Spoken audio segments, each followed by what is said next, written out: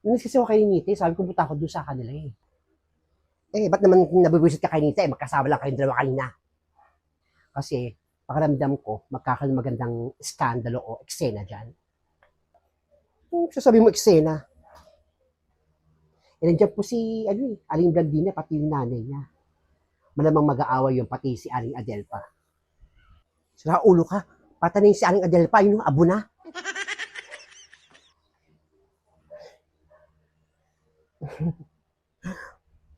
Huwag ka maingay ha. Sinabi sa akin ni Nita, buhay pa rin yung lola niya. Nandun lang sa kwarto. Ha?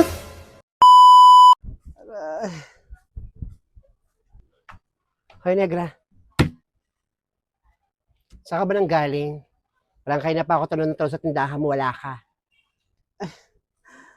Pasensya ka na, Feli. Ilang oras na ako pabalik-balik sa CR. Nagtatai ako. Ganun ba? Nasalubong ko tong si Ninita pati si Felisa. Nagtatakbuhan, nagmamadali. Magkakaroon din ng malaking iskandalo o malaking eksena na mangyayari dyan sa buro ni Aling Adelfa. Ha? Bakit magkakaroon ng eksena? Paano kasi? Dumating na tong si Aling Marites, pati tong si Blandina. Nandun sa taas kila Nena. Eksenang malala to. Talaga? Mga hanap kulo talaga yung mag-ina na yan. Ako, kung pwede nga umakit din eh. Akit ako eh. Kaya baka masabihan akong chismose. Isang malaking eksena talaga ang mangyayari. Tama. Malaking eksena nga talaga yan. Pero pakinggan lang natin. Malakas man yung boses ng mga yun eh. Tignan natin. Hey, Feli! Si Paring. Ay, ikaw pala, Paring. Mukhang kayo na ka pa rito. Narinig ko yung boss mo dun sa taas, ha? Okay na pa ako rito. Tinatalaw-talaw ko tong si Negre. Wala pala. Yung pala nagtatae. Nag-iigit. Alam nyo ba na nandito yung mag-ina si Blandina pati yung Marites? Oo.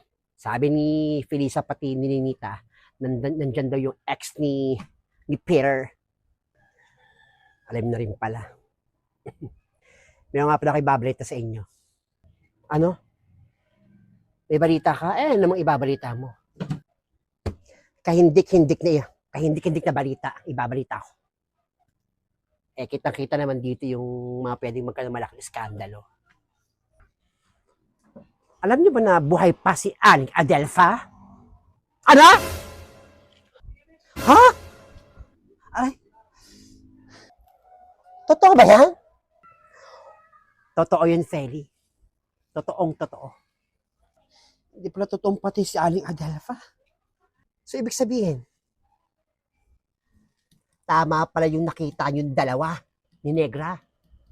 Hindi pala patay itong si Aling Adelfa. Pati mo lang sinabi sa atin ni Nena. Oo nga, ba't sinabi sa atin ni Nena? Ay naku, huwag ka na magtampo kay Nena. Kaya hindi sinabi sa atin ni Nena, balak nilang maghiganti. Kaya nagpapanggap na patay itong si Aling Adelfa. Kasi alam niyang pupunta dito si Blandina pati si Marites. Nang sa ganun, masukol niya yung mga yon. Kaya huwag tayo magtampo kay Nena. Akala ko walang dahilan si Nene. Akala ko hindi lang niya na talaga sasabihin sa atin. Parang maganda tong eksenang to ah. Mukha tapos nalabas si Aling Adelpa sa kwarto. Sasabihin ni Aling Adelpa, it's a prank. Bahala nga muna kayo mag-usap. Sakit ng tiyan ko. Makikinig lang muna ako sa dalawang to. Yan ang gusto ko. Yan ang gusto kong eksena. Yung sa palalabas si Aling Adelpa at sasabihin, it's a prank.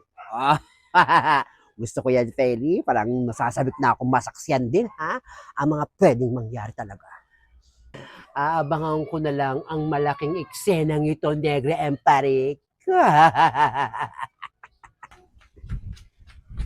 Ang OA mo, Feli. Ano nangyayari sa'yo? Parang kang tanga. Wala. Kahit mukha akong tanga, excited lang ako sa pwede mangyari. Pagkakataon ni Aling Adelpa na kobrain yung mag-inang yan. Nanggigigil ako, nanginginig yung mga laman ko. Kahit di naman ako nanginginig yung ngalangal ako, gusto ko rin, ako nanggigigil din ako sa mga babae, sa dalawang mag-ina na yan. O, dyan muna kayong dalawa. At least alam ko na yung mga pwedeng mangyari. Ano pala yun? Sige, Feli. Wait lang. Mukhang gising na yung anak ko, bruhe. Nanggigil ako sa anak ko niyan. Pati panty niya ko pa naglalaba. Diyan na muna kayo. Sige na. Maglaba ka na muna doon. Pumunta ka doon sa anak mo. Maglaba ka na ng panty. Feli?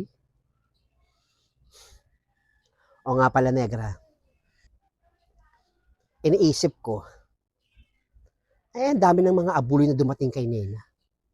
Di man pala patay to si Aling Adelfa. Tiba-tiba siya. Oo nga eh.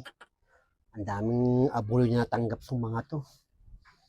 Tama ka, tiba-tiba. Ang laki pala bigay ni Wanda, 1.5 million sa abuloy ni Aling Adelfa. Ano yun? Tapos pag nalaman niya hindi papatay pala si Aling Adelfa. Laking eksena nito. Ikaw, nagbigay ka naman ng abuloy doon. Nagbigay na rin ako 1.5 eh. Pwede ko na babawiin yun. Para pag namatay si Aling Adelfa, ayun na yun. Hindi ko na siya bibigyan ng abuloy. Diyan ka na muna. Sisilip ako doon. Ikaw, hindi ka ba sisilip? Hindi ako makapunta doon. Sakit ng tiyan ko. Kumain kasi ako ng tahong kagabi. Sakit-sakit ng tiyan ko. Kasi ko alam na pinagkakain mo eh. Pag tayo matatanda na. Hindi na masyadong kumakain ng kung ano-ano. Kaya nga eh. Kumain ka pa pala ng tahong kagabi. Diyan ka na nga. Nalamigan ka, uminom ka ng tubig na mainit. Sige na. Ang swerte ko naman. Hindi ako nakapagbigay ng abono doon kay Aling Adelfa.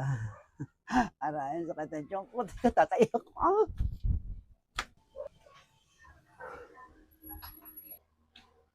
Chismosa to si mama. Napaka-chismosa. Hoy, ma! Sisip-sip niyo dyan. Ano? Nakapaghugas na ng plato? Opo. Nakapaghugas ako ng plato kanina pa. Kinuwento niyo mano? Hindi ko sinabi. Ano hindi mo sinabi? Narinig ko nga kayo. Nandun ako sagay. Kinukwento mo kay Aling Feli pati kay Aling Negra. Sinungaling pa kayo. Oo, sinabi ko na. Sinabi ko kay Negra pati doon kay Feli. Tsaka yung mga chismosa yung pinagsabihan ko. Mababait naman yun. Kaya wag ka mag-alala, di malalaman yun ni Nita. O, chismosa yun talaga, ma. Kapag narinig ni Nita eh. Tumigil ka. Chismosa ka rin naman eh. Kung di ka chismosa, tibig ka na ito sa akin. Chismosa ito ni ma'am. Inis.